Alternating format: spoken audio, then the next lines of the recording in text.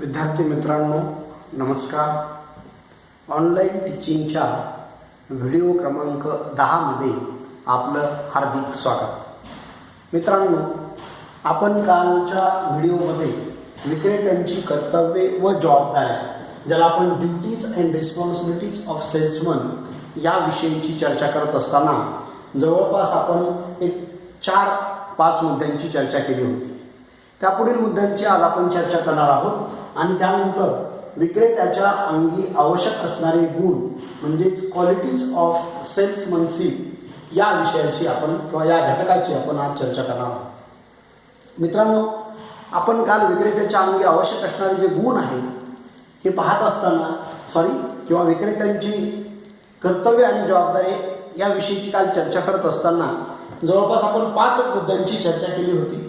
त्याच्यामध्ये आपण पहिला मुद्दा असा पाहिला की संभाव्य ग्राहकांचा शोध घेणे, त्यांच्या भेटी घेणे, त्यांच्याशी संपर्क साधणे आणि त्यांना संपर्क साधून त्यांचं वस्तू खरेदी करण्याविषयीचं मन वळविण्याचा प्रयत्न म्हणजे त्याच्या ड्युटीज अँड रिस्पॉन्सिबिलिटीजमध्ये येतं. दुसरा मुद्द्याची आपण चर्चा करत असताना आपण पाहिलं की विक्रेत्याला ग्राहक जेव्हा विक्री केंद्रात येतो तेव्हा सर्वप्रथम त्याचं आपण स्माईल करून स्वागत केलं पाहिजे, हसतमुखाने स्वागत केलं पाहिजे. ही दुसरी त्याचं कर्तव्य आहे विक्रेत्यांचं, याविषयीची आपण चर्चा केली. त्यानंतर तिसऱ्या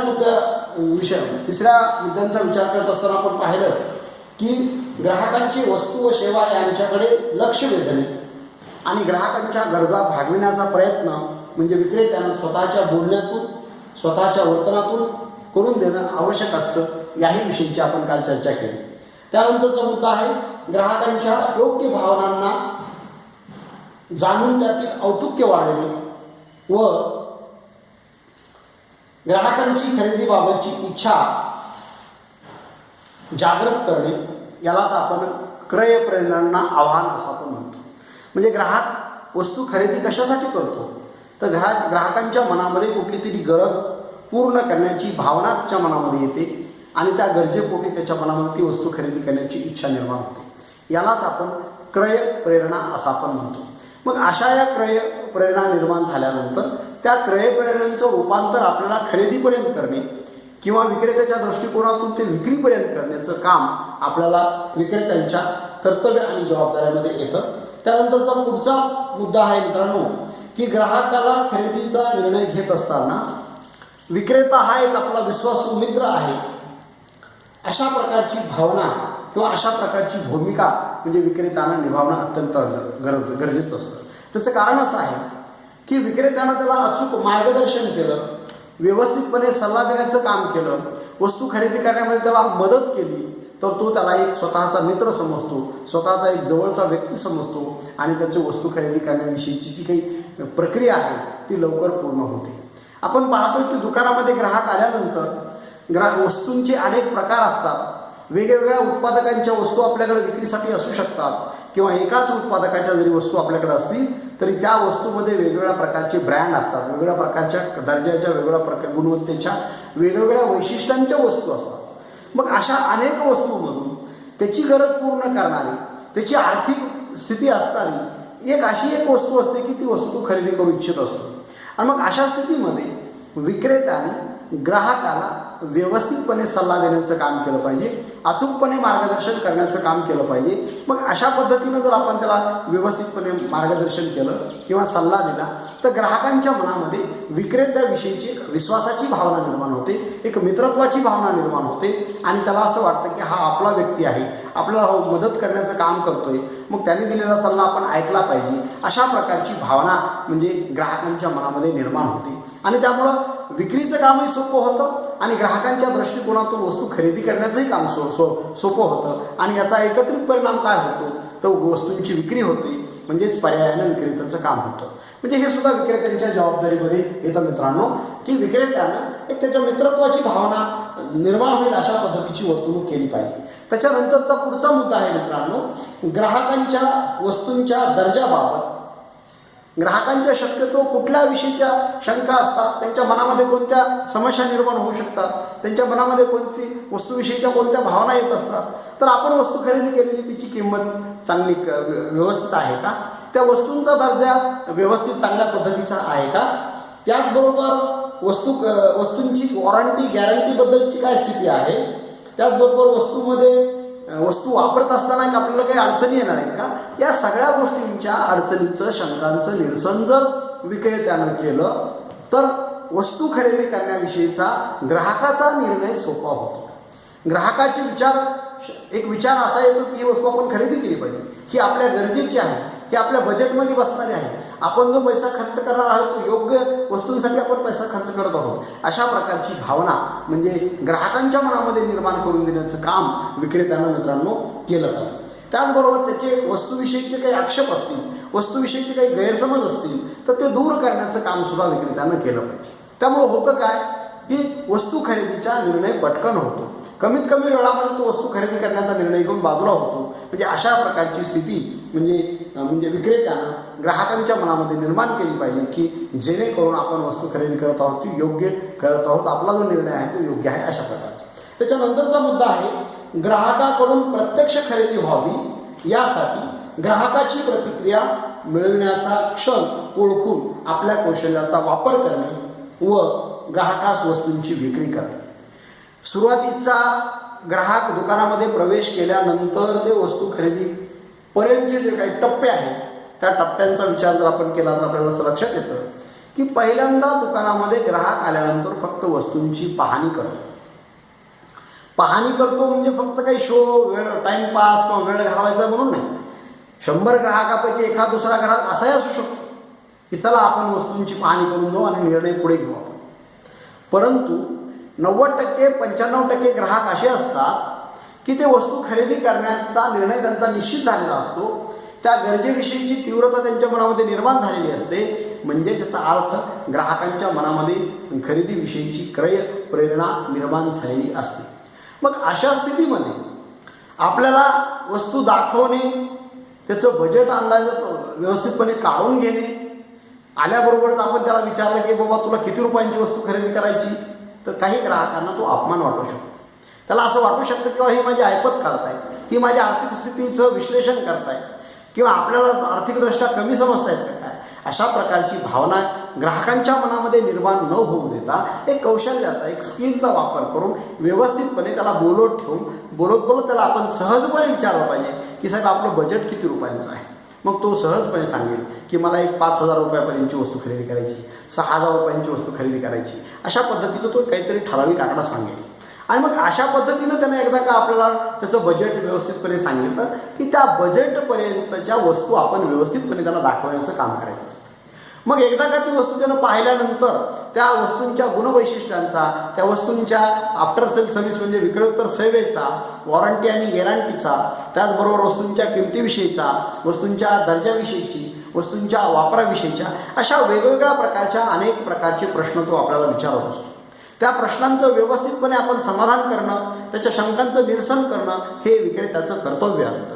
आणि मग अशा स्थितीमध्ये आपण जर त्याला व्यवस्थितपणे त्याच्या शंकांचं निरसन केलं किंवा त्यांच्या शंकांचं समाधान केलं तर तो एका ठराविक निर्णयाप्रत येतो, म्हणजे वस्तू खरेदीच्या निर्णयाप्रत येतो. बऱ्याचदा भलेही असं होतं की त्यानं सांगितलेल्या बजेटपेक्षाही तो थोडंसं जास्तीचं खरेदी करतो, कारण त्याच्या मनात त्याला माहीत असतं की आपलं बजेट जरी 4,000 रुपये असलं तरी आपण 5,000 रुपयापर्यंतची वस्तू घेतली तर काही अडचण येणार नाही. त्याचं कारण असं आहे की चांगल्या क्वालिटीची वस्तू आपल्याला मिळणार आहे, चांगल्या दर्जांची वस्तू आपल्याला मिळणार आहे, त्याचा उपयोगही जास्तीचा चांगला होणार आहे किंवा त्या वस्तूमध्ये आणखी काही वेगळ्या प्रकारची वैशिष्ट्ये असणार आहेत. अशा पद्धतीनं आपल्याला विक्रेत्यांनी ग्राहकाला ती वस्तू समजून सांगितली पाहिजे.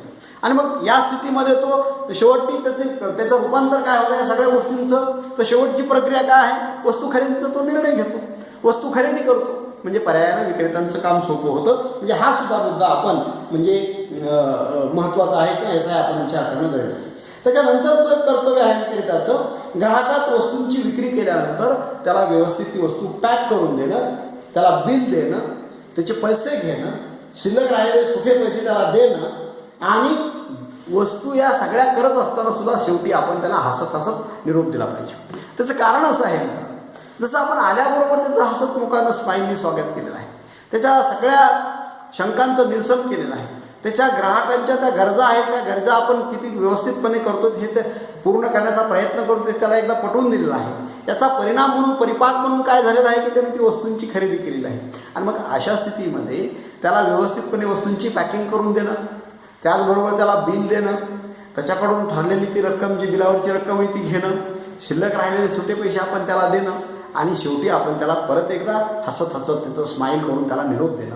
म्हणजे याचा अर्थ असा होतो की ग्राहकांच्या मनामध्ये आपल्या दुकानाविषयी, विक्रेत्याविषयी एक आपुलकीची भावना निर्माण होते.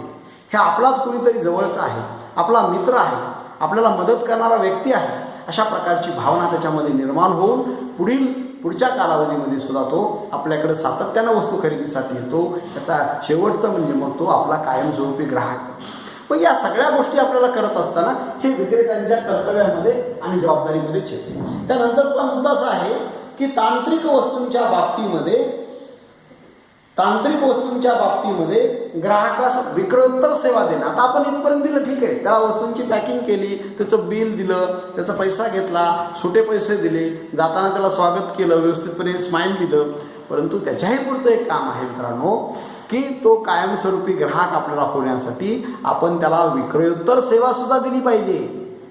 म्हणजे विक्रोत्तर सेवा म्हणजे काय, काही कालावधीनंतर ती वस्तू त्या वस्तूमध्ये काही अडचण आली, ती वस्तू हाताळताना वापरताना त्याला काही अडचणी आल्या तर त्यावेळेला आपण त्याला मार्गदर्शन करणे. अनावधानानं त्याच्याकडून काहीतरी वापर करत असताना ती वस्तू अचानकपणे बंद पडली तर ती आपण दुरुस्त करून दिली. वापराविषयीच्या त्याला आवश्यक त्या सूचना दिली. या सगळ्या गोष्टी किंवा बऱ्याच वेळेला कंपनी आणि आपण स्वतः काही वॉरंटी गॅरंटी देत असतो. ग्राहकांचा विश्वास संपादन व्हावा, ग्राहक आपला कायमस्वरूपी ग्राहक व्हावा, या उद्देशाने आपण त्याला काही वेळेला वॉरंटी आणि गॅरंटीच्या वेगवेगळ्या प्रकारच्या स्कीम्स आपण देत असतो. तर मग ती वॉरंटी असेल, ती गॅरंटी असेल तर ती आपण पूर्ण केली पाहिजे. कारण आपण ती एकदा सांगितलेली त्याला, आणि एकदा सांगितल्यानंतर आपण जर ती पूर्ण नाही केली तर त्यानंतर मग तो आपल्याकडे पुन्हा केव्हा येणार नाही. म्हणून आपल्याला एकदा आलेला ग्राहक आपला कायमस्वरूपी ग्राहक व्हावा या हेतूने आपण त्याला विक्रोत्तर सेवा सुद्धा देणं गरजेचं आहे. त्याचे सुटे भाग कुठं मिळते, त्या वस्तूंची दुरुस्ती कशी मिळेल, त्या वस्तूंची वॉरंटी गॅरंटी कशा पद्धतीची आहे, या सर्व प्रकारचं मार्गदर्शन आपल्याला विक्रेता म्हणून करणं गरजेचं असतं. आणि अशा पद्धतीनं जर आपण वस्तूंची विक्री केली तर निश्चितचपणे तो आपला कायमस्वरूपी ग्राहक झाल्याशिवाय राहत नाही मित्रांनो. त्यानंतरचं कर्तव्य आणि जबाबदारी आहे शेवटची की याशिवाय वस्तूंची योग्य रीतीने आकर्षक मांडणी करणे, विक्री केंद्रातील हाऊसकीपिंग कार्यात मदत करणे, वरिष्ठांच्या सूचनांचं पालन करणे आणि वेळोवेळी आवश्यक ती माहिती पुरविणे. ही झाली. ह्याच्या अगोदरची जी चर्चा झाली ती सगळी ग्राहकांच्या बाबतीमध्ये झाली. परंतु ग्राहकांच्या बाबतीमध्ये चर्चा करत असताना आपण ग्राहकांना खुश ठेवणं तर अत्यंत आवश्यकच आहे. ग्राहकांचं समाधान करणं तर आपलं कामच आहे. परंतु त्याचबरोबर संघटनेमध्ये काम करत असताना, दुकानामध्ये काम करत असताना, रिटेलिंगमध्ये काम करत असताना आपल्याला काही कर्तव्य पाळावी लागतात किंवा काही आपल्या जबाबदाऱ्या असतात. त्या जबाबदाऱ्या कोणत्या असतात की दुकानामध्ये वस्तूंची व्यवस्थितपणे मांडणी करणे, ज्याला आपण आकर्षक पद्धतीने म्हणतो, लक्ष वेधी पद्धतीने म्हणतो आपण. त्याचं कारणच आहे की दुकानाच्या समोरून जरी एखादा ग्राहक जात असला तरी त्याला ती वस्तू दिसली पाहिजे. ती वस्तू पाहिल्यानंतर त्याच्या मनामध्ये एक वेगळ्या प्रकारची प्रेरणा निर्माण होते. कालानंतरानं ती वस्तू खरेदी करण्याविषयीची भावना त्याच्या मनामध्ये निर्माण होते. म्हणजे तिचं रूपांतर क्रय प्रेरणेमध्ये निर्माण होतं. मग क्रय प्रेरणा एकदा त्याच्या मनामध्ये निर्माण झाली की तो आर्थिक बाबींची तरतूद करतो. आर्थिक बाबींची तरतूद झाल्यानंतर मग मात्र त्याचा निश्चय पक्का होतो आणि तो आपल्या दुकानामध्ये प्रवेश करतो. कारण हे सगळं कशामुळे झालं तर हे सगळं आपण व्यवस्थितपणे वस्तूंची मांडणी केल्यामुळे झालं. ही वस्तू त्याला सहजपणे दृष्टीपथास पडली म्हणून झालं. म्हणजे याही बाबींची आपण काळजी घेणं गरजेचं आहे. त्याचबरोबर दुकानामध्ये आल्यानंतर ग्राहकाला उभा राहता येण्यासाठी व्यवस्थित जागा असली पाहिजे. ती वस्तू आपल्याला व्यवस्थितपणे दाखवता येण्यासाठी व्यवस्थितपणे जागा स्पेस असला पाहिजे. ती वस्तू आपल्याला व्यवस्थितपणे वापर करून किंवा चालू करून सुद्धा दाखवता आलं पाहिजे. तशा प्रकारची सुद्धा सुविधा आपल्या दुकानामध्ये असली पाहिजे. अशा पद्धतीची व्यवस्था आपण करणं गरजेचं असतं. याचबरोबर आपले काही सिनियर्स असतात, वरिष्ठ असतात. वरिष्ठांच्या सूचनांचं पालन करणं सुद्धा विक्रेत्यांचं कर्तव्य असतं. ते करावंच लागतं आपल्याला. कारण त्यांनी काही वेगळ्या प्रकारच्या सूचना दिलेल्या असतात. त्यांचा अनुभव दांडगा असतो वरिष्ठांचा, त्यांचं ज्ञान आघात असतं. त्यांना ते किंवा ते आपल्यापेक्षा पदाने श्रेष्ठ असतात, अशा वेळेला आपल्याला त्यांनी दिलेल्या सूचनांचं आपण पालन करणं हे आपलं कर्तव्य असतं आणि ते आपण केलं पाहिजे. त्याचबरोबर वरिष्ठाकडून आलेल्या वेळोवेळी आवश्यकता काही सूचना असेल, माहिती असेल, वेगवेगळ्या योजना असतील, वेगवेगळ्या स्कीम असतील, त्या मग ग्राहकांच्या दृष्टिकोनातून असतील, संघटनेच्या दृष्टिकोनातून असतील, वस्तूंच्या उत्पादनाच्या दृष्टिकोनातून असतील, या सगळ्या गोष्टींची आपण माहिती सातत्यानं करून विक्रेत्यांना घेतली पाहिजे आणि ती ग्राहकांना पुरवण्याचं काम आपण केलं पाहिजे. मग त्याचबरोबर संस्थेच्या अंतर्गत व बहिर्गत व्यक्तींशी सलोख्याचा संबंध ठेवणे. आपल्या स्टाफबरोबर तर सलोख्याचे संबंध असलेच पाहिजे, परंतु येणाऱ्या ग्राहकाबरोबर किंवा इतर प्रकारच्या आपल्याच प्रकारसारखा व्यवसाय करणाऱ्या इतर काही व्यवसाय संस्था असतील तर त्या संस्थेतील कर्मचाऱ्यासोबतचे सुद्धा आपले संबंध हे सलोख्याचे असले पाहिजे.